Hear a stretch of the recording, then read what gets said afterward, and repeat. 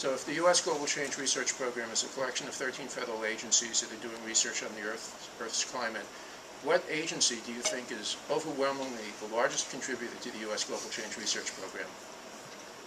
NASA. That's good. Okay. If you were to go and ask people who, weren't being asked the question quite in that way, what answers do you think people would give? The EPA, probably. Yeah. So it's probably one of the nation's sort of best kept secrets, which is unfortunate in a variety of ways, but that... Actually, when I've told my mother this, she's like, that we got a grant from NASA for this, and her question was, what do they have to do with climate? Yeah. That's a good question.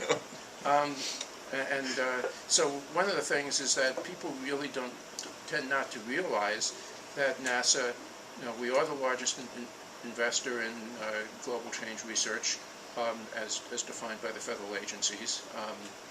There's probably other ways that you could define it that maybe it wouldn't come out that way, but the basic approach to it is that we launch stuff. We're a space agency. That's what the S in NASA stands for, and that you can think of when you get to orbit.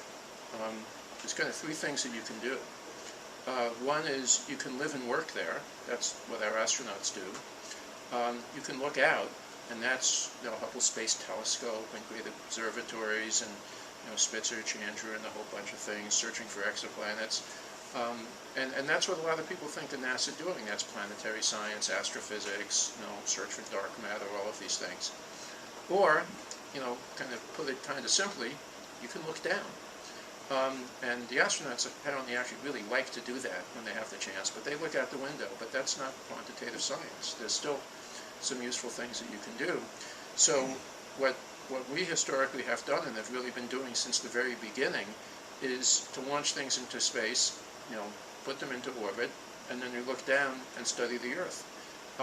When you think about it that way, it actually kind of makes a lot of sense, because especially when you're dealing with something like the climate system, you really care about the whole Earth.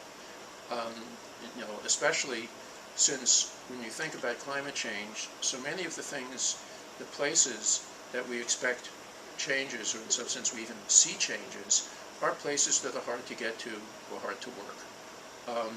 Open oceans, tropical rainforests, areas in Arctic and Antarctic oceans, areas with sea ice sheets.